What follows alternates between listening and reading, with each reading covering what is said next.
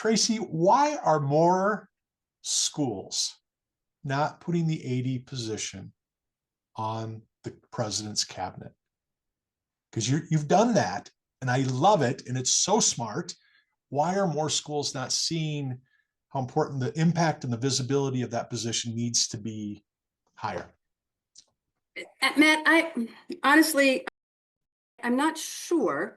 What I have learned with colleagues who may not be sitting on the cabinet, a lot of the times it's because the president feels like their current cabinet is small enough. They don't want it too large. And I know there are consultants out there that will tell a president that you really want it to, yes, that you really want it to be small. I'm one of those consultants. Correct. Okay, Yes. so you know. Okay, Yes. so truthfully, I really believe that's a lot of it. Yes. Because I do know athletic directors who have direct reporting lines to the president, but may not be on cabinet. At least they have the president's ear. So I think that to me is really important. I think what's interesting is there is, depending on who you talk with, I think some of us would say it doesn't matter how large your cabinet is. I'm this percentage of your student population. I am a snapshot of what the institution's population is actually like. Have me at the table. I can give you insight and feedback, right? I do think there's a purpose for it, and it's just a matter of having the president having the comfortability of the size of their cabinet. I don't necessarily think that you have to become a vice president necessarily to sit on the cabinet. And it's not even a bad idea to have them attend as an ex officio member. Agreed. Just have them in the room. I even have suggested that to some people, to say, listen, just has to be in the room. You don't have to cast a vote. You don't have to necessarily be part of certain discussions, but can you get in the room and maybe present something and educate them that way? Maybe not be in the actual decision making at that time, but do some of the education there. But, I think an athletic director, regardless of the title, should be, I'm a big proponent of them being on president's cabinet. When I talk to presidents about this, the analogy I use is athletics is the greatest vessel you have. Yes. In terms of transporting your message to a bigger community. Am I wrong? Yes. No, that is why a lot of us use the old adage, we are the front porch of the institution. That's right. Because that is exactly what we are. You walk up to it. Yes, you walk up to us and we're everything. I'm going to slightly disagree with you. I think admissions is the front porch. I think you're the Lamborghini in the driveway that can actually drive away and be that message. Because using the Lamborghini, though, it suggests that higher education is extremely expensive, or that we're all making all that kind of money. So let's dial that back a little bit. But yes, no, it really depends on how you look at it. One of the things that I say, Matt, is a lot of people talk about the athletic department being a silo. And I think that is hilarious to hear. I do because too. The one department or in our case, a division, the one division on our campus that truly interacts with every single division on our campus is athletics. That's right. You name a department and we're connected to them, or we collab with them, or we talk to them during the course of a week, during the course of a day. You may not be able to do that with every other division on our campus. So I don't know how you can survive as a silo, and I don't know how we can truly be a silo. Yeah. We are intertwined in so many areas and in so many ways. I have this argument with presidents, and I completely understand their side of it, but I do it to poke the bear a little bit because I like the debate. Okay. Good. And I talk about the fact that name me the other departments on your campus where the individuals in that department are creating their own salary, their own budget, and putting money back in and revenue back into the school. Yeah, for us, it would be the last one, putting money back into the school collectively. Yeah. Or supplementing their budget with. Supplementing, correct? Yes. And you can't. I can't think of one. Maybe auxiliary services. Maybe. And I've had presidents go, my biology teacher will, my biology professor will talk to kids and get them to come to campus. Yes, go, yeah, but they're not at fundraising. They may get a grant, a research grant or something like that, but they're not, no, they're not, no, yeah. Yeah. My first year as AD, I took over the camp program, which we were outsourcing, and it drove me crazy. We were making $30,000 a year outsourcing camps. Our coaches were coaching the camps for a private organization. We were making $30,000. The organization was making $300,000. Oh my gosh. So I negotiated the takeover of that. And within 3 Good years, job. we made $1.5 million off our camps Excellent. and the fundraising we did because of, our people are doing all the work. Why are we outsourcing it? Correct. Right? I just appreciate it so much that your president understands the value of athletics enough that it's a VP role. Yes. I will tell you, let me tell you the secret to him doing that. We transitioned from NAIA into Division II, and we actually were in it the beginning of his tenure. Like they got accepted and they started their provisional time at that point. Right. After a year, anyway, at some point in our early years, this is right before I got here, he was selected to be on the President's Council, which actually also made him serve on Management Council. So he got to see how the sausage was made from the inside out. And he got to listen to everybody else, other ADs, SWAs, other presidents, FARs, and really see how other people were doing things. And he got very immersed in Division II. And Division II has a white paper out there about a model athletics department. He was privy to this information. And I'm telling you, it really helped my arrival here, because having him complete his term there really had him see the benefits and then how much more he could do for the institution as a whole by elevating my role on the cabinet, my position and my title. And I say to a lot of different people when they talk about relationships with their presidents, a lot of things. I said, have they ever served on Management Council before? Have they ever done a committee at the NCAA level? Have they ever been in a room with others like them in this situation? And I think that exposure is important. And I think that's key. I commend my president for doing that. Huge. And I think we have greatly benefited from it. You're a model for other universities at every level to look at, because whatever you're accomplishing, I'm writing about this week, so it's a great transition. I'm writing about the importance of diversity in our communities and our staffs and how we recruit and what it means. And you talked about that immersion of your president being where the sausage is made and getting to hear the facts and the emotion and the truths of what's happening elsewhere. Diversity plays that same role. We need people that are coming from different cultures and coming from different mindsets and different economics, because the more we understand, the more we grow. The better the decisions we make as a whole. So I love that focus. He also has more women on his cabinet. Bless him. He has more women on his cabinet. We're all from different backgrounds. Yes. If anybody ever makes me president, is dumb enough to make me president of the United States, my cabinet will be all women. There you go. If I've learned anything in my 50 plus years of this world, it's women make so much better decisions than men. Things will get done, they say. So, they do. Yeah. They do. My boss is. I've been working for my boss for 29 years, and she hasn't failed me yet. You're very lucky. All right, I'm going to tell you a story, and I'm going to speak to your beginnings and how you got to where you're at. Okay. When the president made me the interim AD, I was basketball coach at Maryville University back in 2001. The president made me interim AD in the winter of 2002, 2003.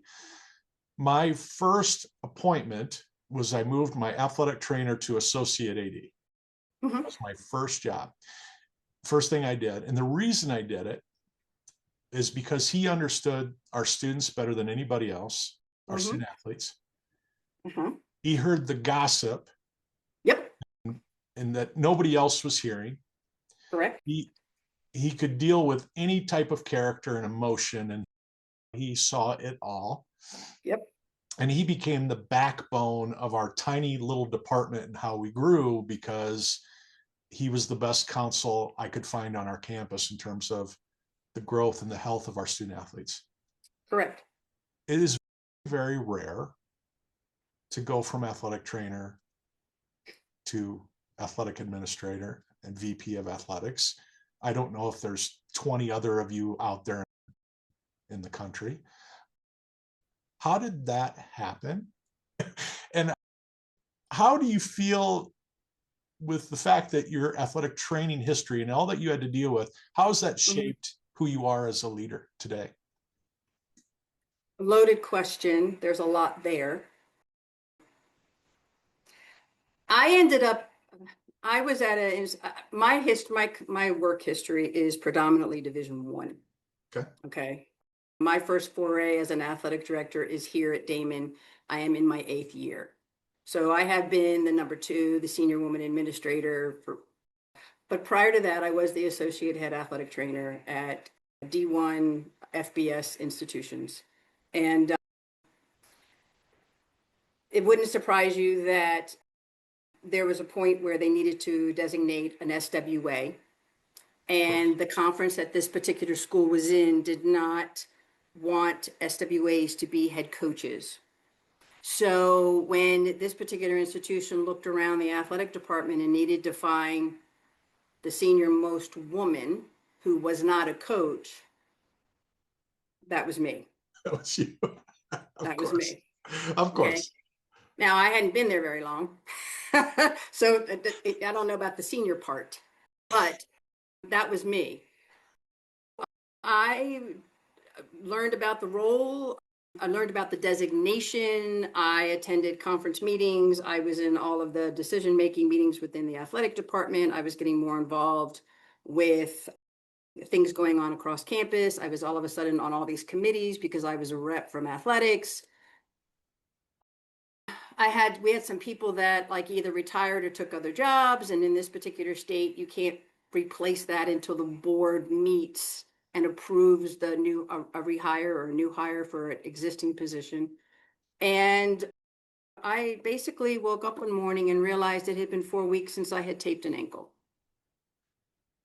That's literally, that's how I got into administration. Then the 2 positions that were open, they were extremely important, valuable positions for a Division I program. One was compliance and one was academic support services.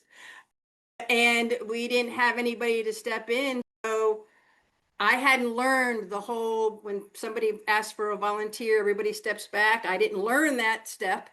So everybody steps back and I end up filling in compliance and academic support. And I literally had to learn everything very quickly.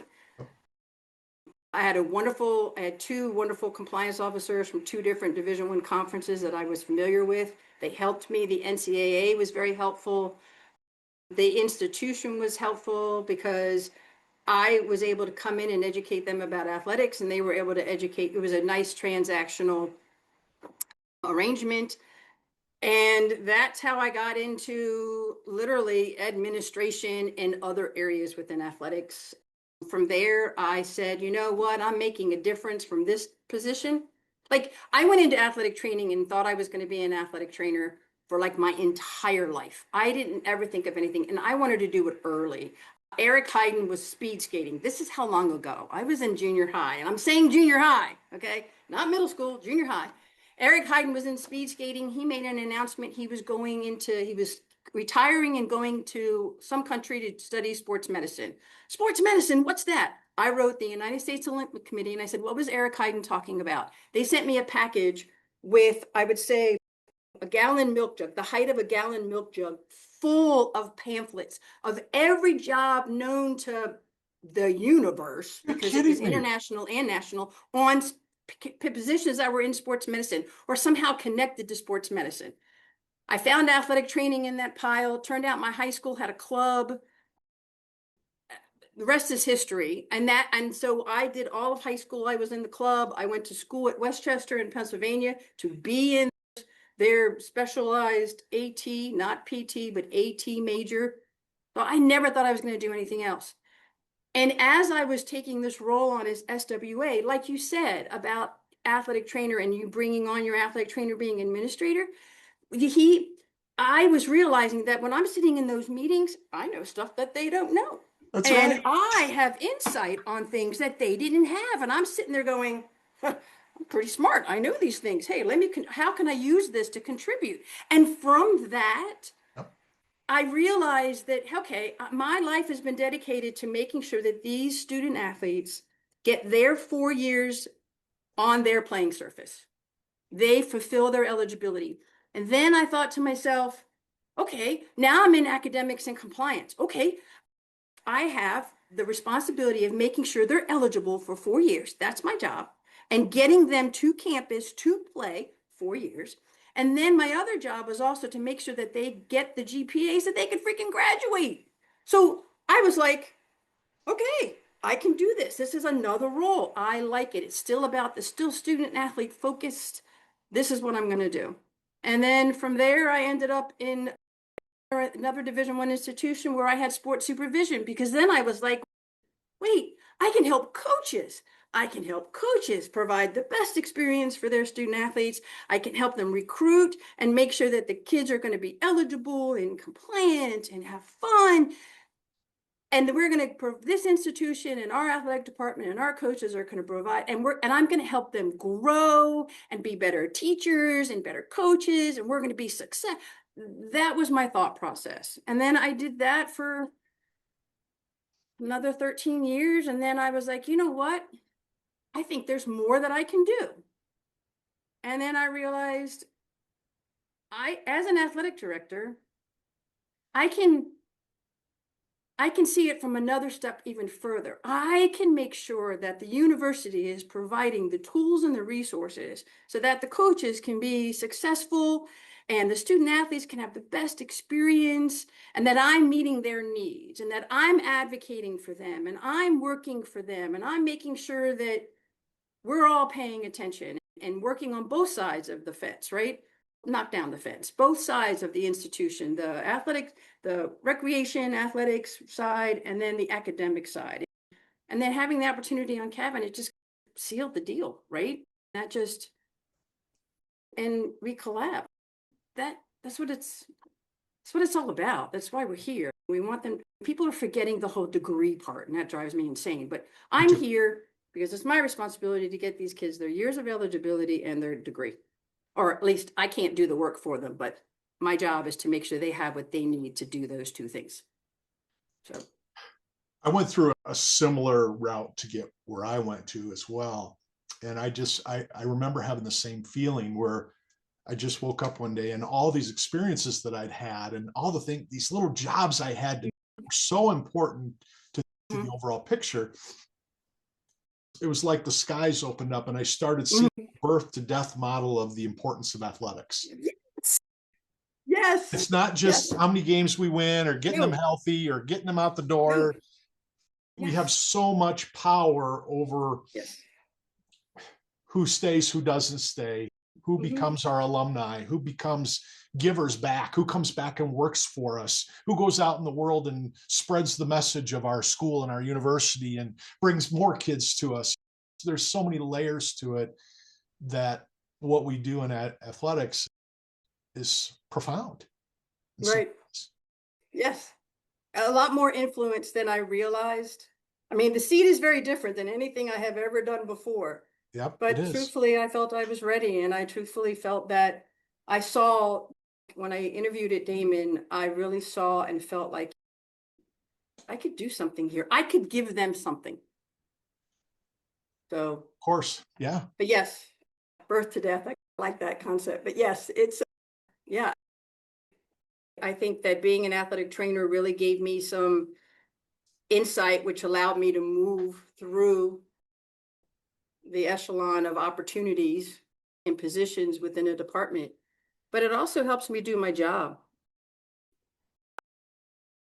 The fact that for 20 years, I had to triage and had to make decisions in under a minute.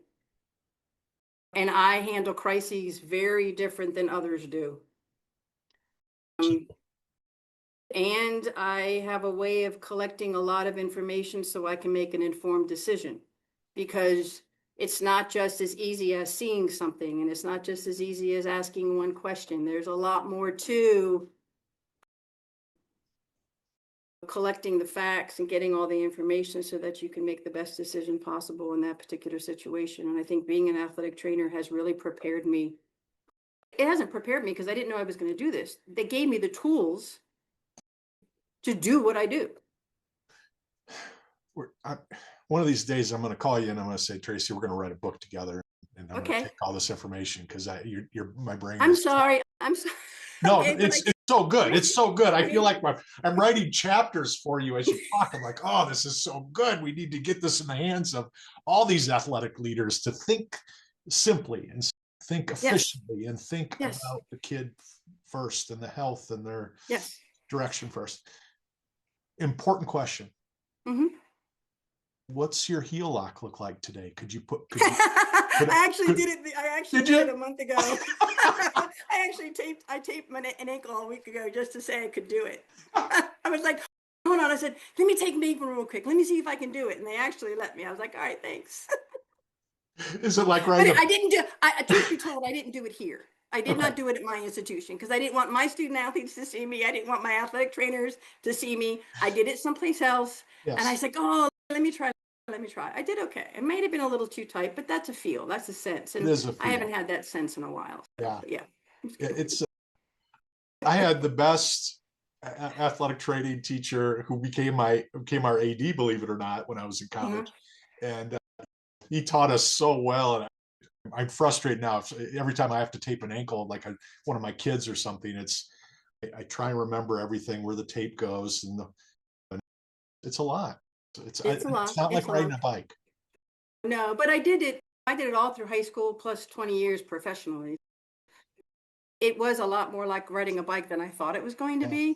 And then I got a good angle, and I really thought I was going to have all these wrinkles, and I didn't. And I was really proud of myself because wrinkles give blisters, and that's the key. If it's too tight, it cuts. Yeah. And just so you know, and for the record, because you started this whole conversation with you bringing on my head athletic trainer is on my senior staff board. So love it. He's in every meeting, and he's an important member of my senior staff. So they're invaluable. They really are. Yeah. All right. Let's transition to this fantastic role that you're in with NACDA, the College Directors of Athletic National President. You're the ADA for D2. You're the ADA president. What are one or two things that mom and dad sitting at home that their kids might go play Division II softball, basketball, swimming over the next couple of years? What are some of those things that you guys are tackling right now that parents and high school coaches and high school athletic directors and principals need to be aware of? They need to understand that it would help so much if they would tackle some of this now before these kids get there. Yeah, I think parents need to really work with their student to figure out what their goals for attending college is. And if they want to play sports, what does that look like to them? And I think that needs to be clearly defined. And then I think it's important that they talk to a variety of professionals to really understand what those opportunities are to achieve that goal. In D2 ADA, the buzz term and where you're going to end up going with this conversation is transfer portal. And I hate talking about the transfer portal because me too. Kids transferred all the time. Okay. The kids transferring is nothing new. No. Nothing new. Yeah. And sometimes we talk like it is. Now, the speed with which kids are finding new homes and actually doing the transfer is different because now there's this online portal, right?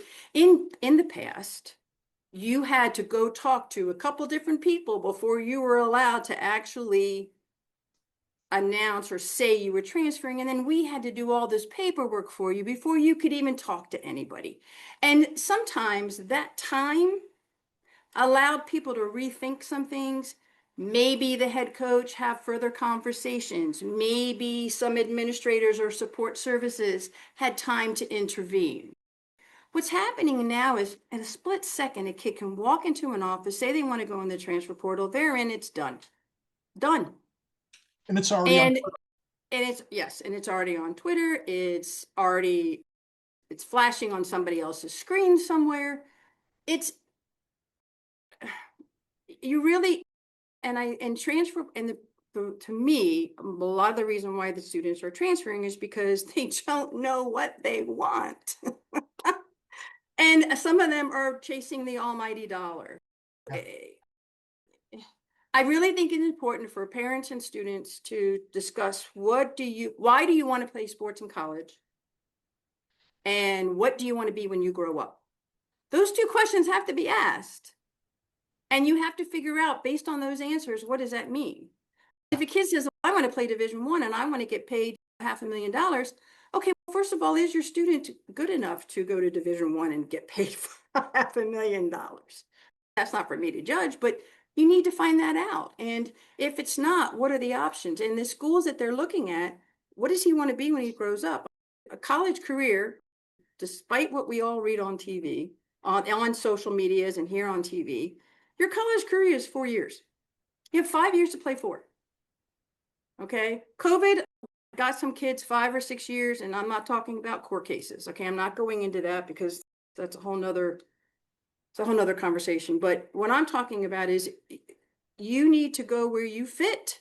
You need to go where you fit. So if you want to do A and you want to do B, these are the two things. Your goal is you want to be this when you grow up, you professionally, and this is you want to play your sport and you want a scholarship.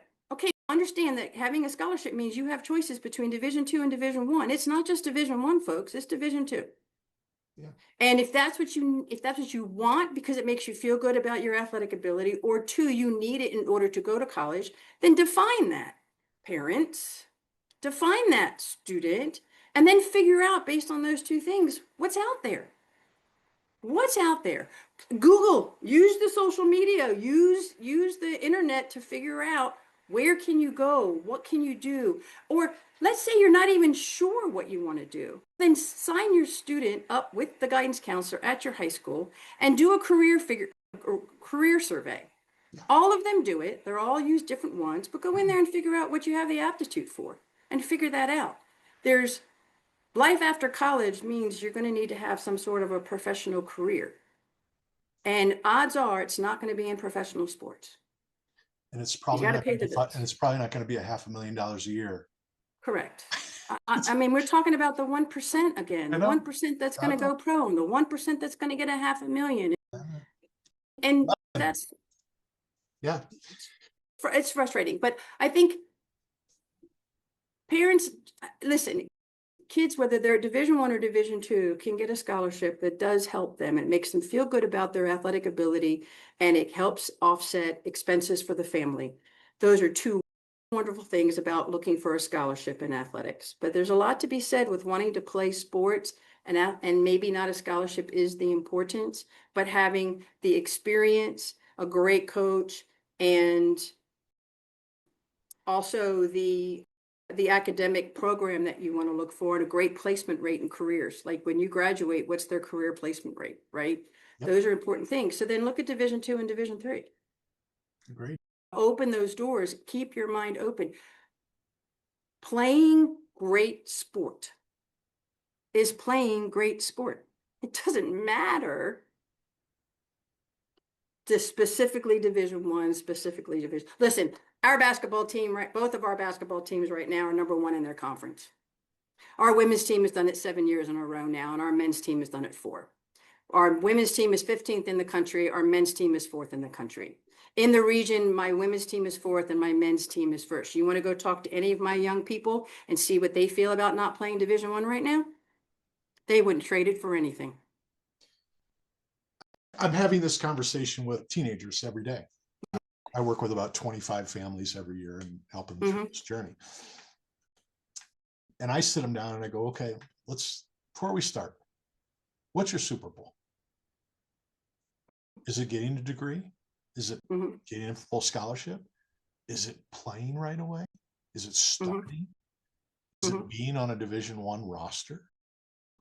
Is it having that Renaissance experience where you can be an athlete and a student and in clubs and have a life and do all those things? What's that thing that is going to make you most happy in college? And I go, that's where we begin. Matt, how many of them can answer that question? None. Okay. But if I don't ask, you're taking my 2 questions for the parent, and now you're splitting it out and develop it even further for the student. But they can't answer it. Most of the parents are talking about, I want to offset, I don't want to bankrupt us. I don't want to offset higher ed is expensive. I want to make this a little bit easier for our family. Right. So parents have that in mind, but they also want their kid to have fun and be the best that they can be and excel. And grow up and not rely on the bank account back at home. Okay. Yeah. That's what they want. Okay. So I love the questions that you ask, and it doesn't surprise me at all that they don't have answers to that. It's funny because I have a senior who's ready to commit. We've got 3 options. He's got great offers. And last night I looked at him because he's stressing out because he's got 3 great offers. And I go, Bob, you already won. You just, you got to decide what the trophy looks like. And I go, let me read you something. And I pulled out, I make all kids do a priorities inventory before we begin. And I read him all of his answers from 15, 18 months ago. Right. Every answer, he looked at me like, that was me? I said that?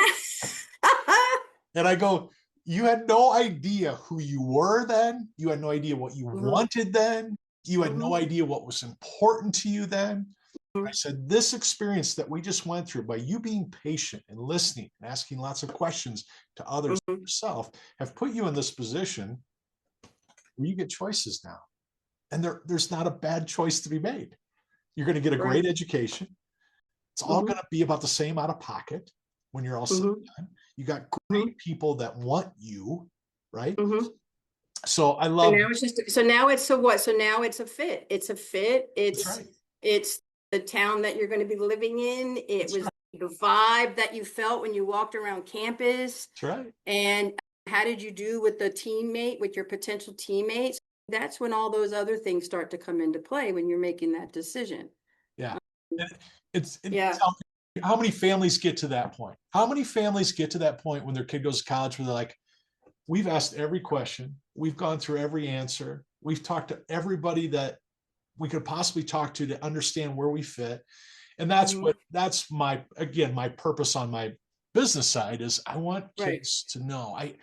I was that kid. I was a college basketball player. I was that kid that never asked who's on the roster when I get there. Who plays my position? Right. When am I going to play? First year, second year, third That's year? Right. Yeah. Is there a JV team? Yeah. What does work study look like? Yeah. Yep. What is 20? Do I have study hall? How many hours do I have of study hall? Yeah. I didn't ask any of those questions because I didn't know to ask them. So I love where you're headed with this. And I love that those principles are being talked about at the NACDA level, the NCAA level, kids going to class, the importance of the degree. I'm glad those things aren't being lost.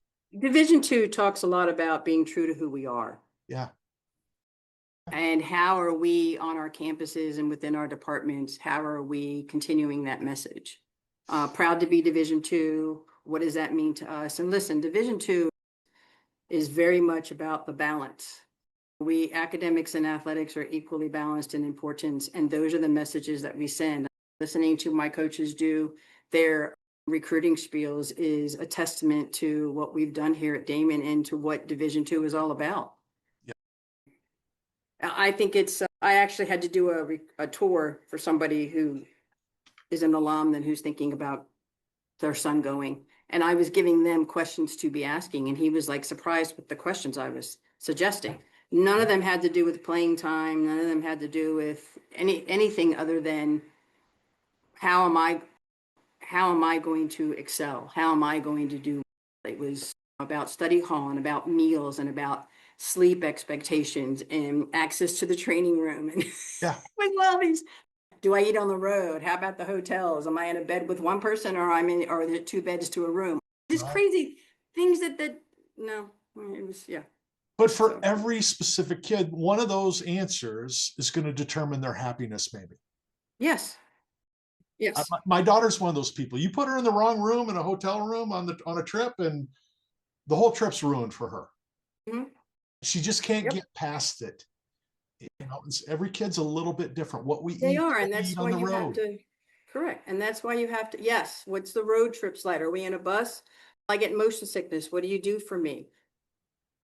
You need to be asking those questions. Are we going to fly at all? I have a fear of flying. What are we going to do if I saw your schedule for next year and we're flying to blah, blah, blah.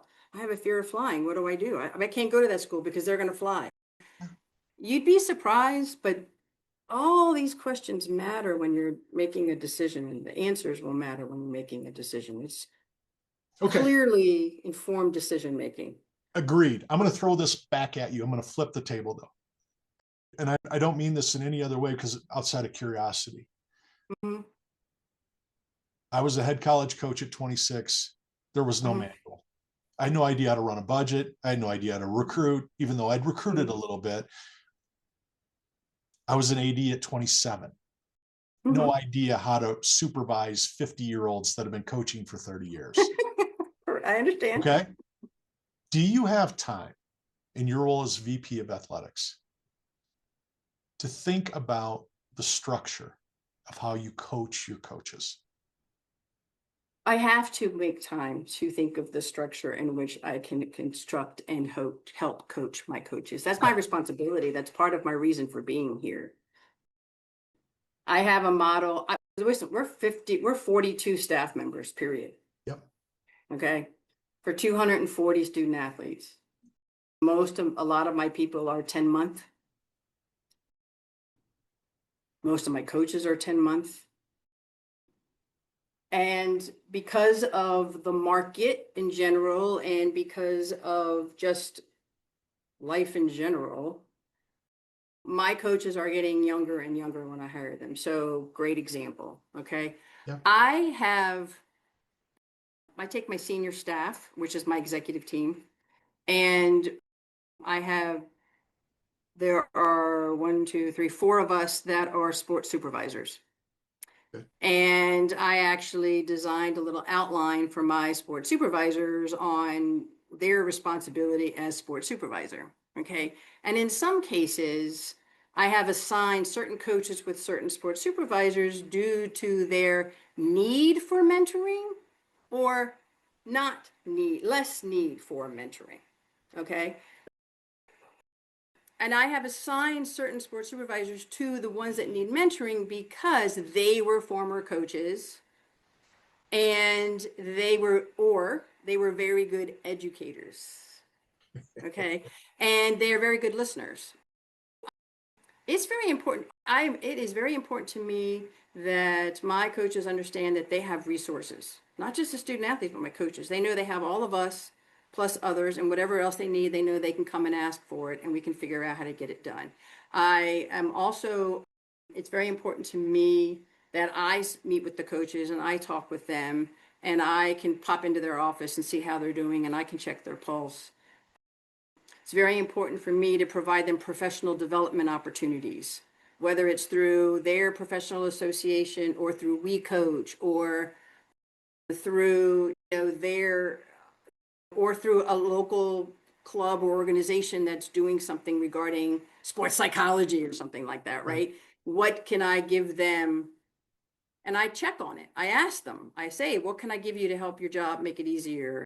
And what do we need to do here to do this? And what do you think if a situation arises? I'm going to be like, okay, how did you feel? Were you prepared for this situation or not? And if not, what can we do so that you're better prepared next time? And you have to have those conversations. You have to ask. It's important. They need to be growing just as much as our student athletes are. My expectation is you come in as a freshman, and when you leave as a senior, you were better than when you got here in every way, academically and athletically. Same for my coaches.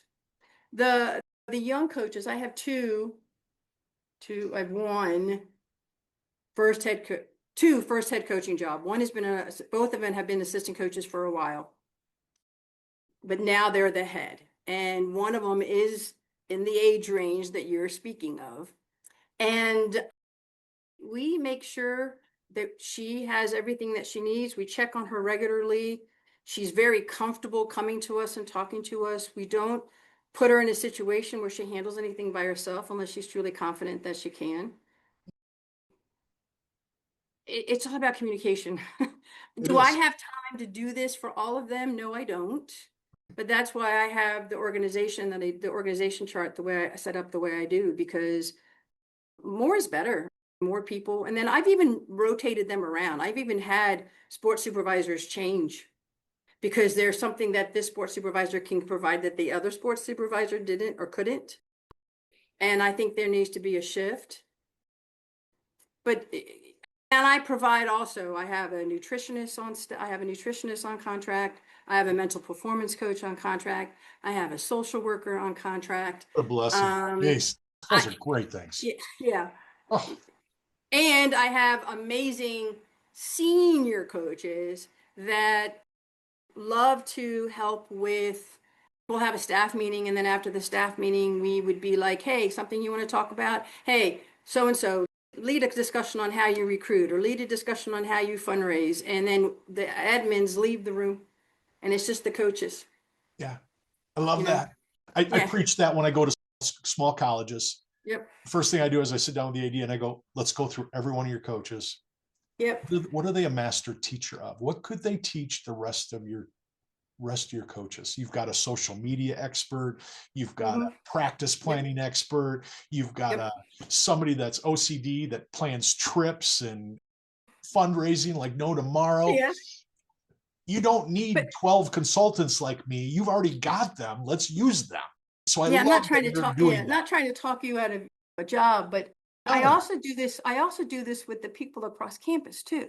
awesome. Like we Yes, have professionals who are experts in something right. other than a coach, but something that we need to know. Like admissions will come over and talk about recruiting and how they sell Daemen, and we'll help them with their recruiting spiel. And then I've got people over with psychology or with social work about how to handle how we do conflict resolution on a regular basis. And we teach bystander intervention, and we talk about, we do crisis management, and my athletic trainer comes in and we do all kinds of things because he's on the emergency response team. So they just don't come here and coach.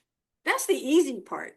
It Coaching, is. actually, the X's and O's and going to the game and going to practice, that's the easy part. It is. Their work is all this other stuff. The O&A, organization and administration of their program, their recruiting piece, figuring out their budget.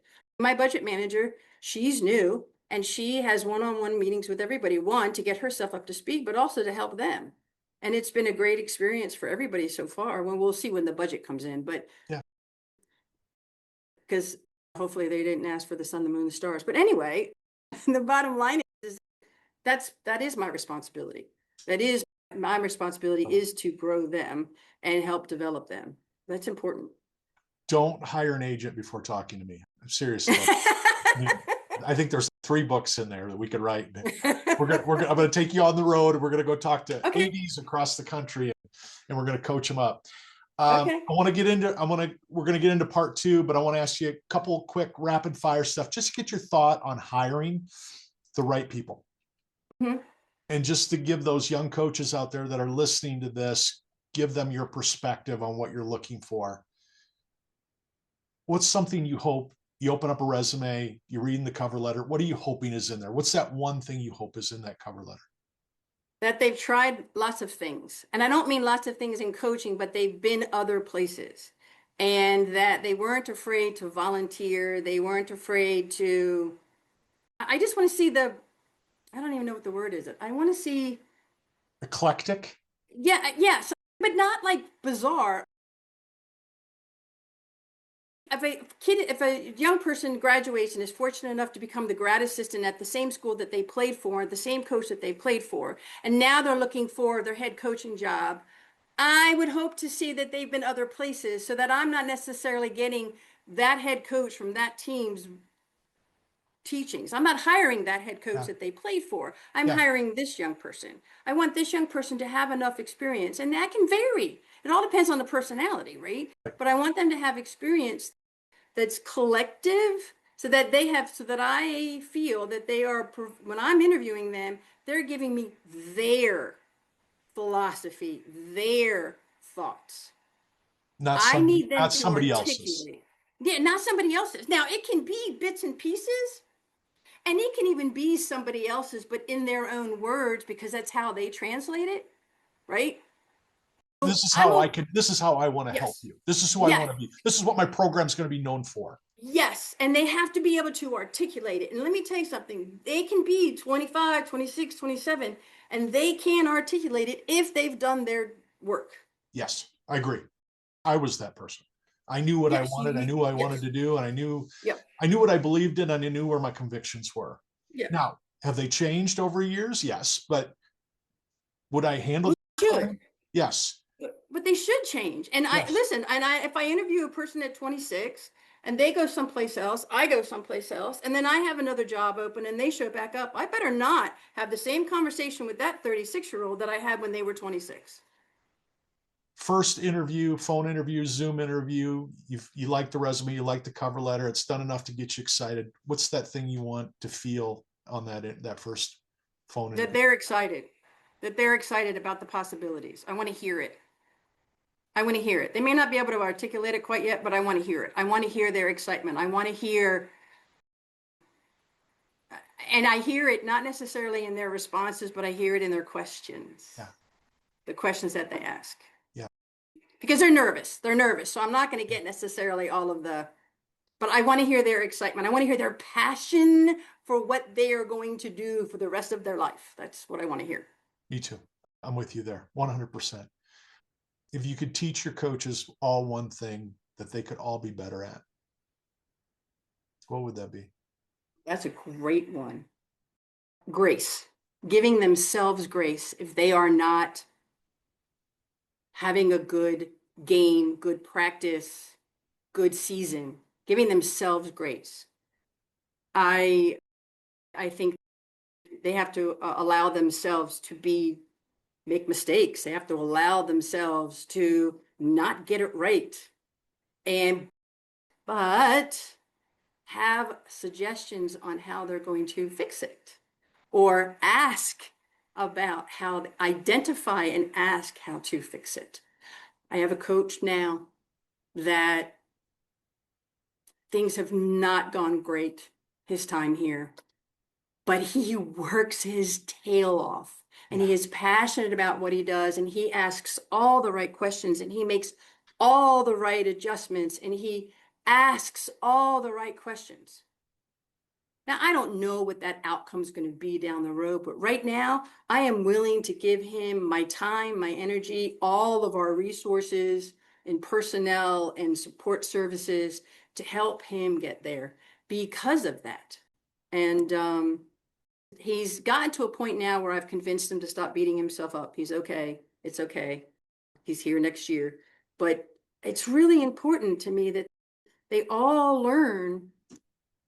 Yeah, you know what? You can lose a game and be upset, but you know what? Get over it. You got 4 hours. Get back to campus. Wake up the next morning. It's over. Move on to the next one. Because I know that on the bus or in your head, you've already replayed the entire game. You already know where the mistakes were. You already know how you're going to change it at practice. So move on. yeah. I end every podcast with control what you can control and be humble. Yes. Yeah. Yes. Don't worry about success. Worry about significance. Worry about the things that you can do tomorrow to make tomorrow better. Yes. And Yeah. I love that. Yep. Traci, you're going to start getting cards for me, friendship cards, because I've enjoyed this so much, and I hope you'll talk to me down the road because Yeah, yeah, yeah. I'll be calling Yeah, you I've just for enjoyed it. advice and love this. That's funny. Will you give me 10 more minutes if we come Yeah, back and talk a little recruiting? yeah, All right. Thank you for absolutely. doing this. Sure, my pleasure.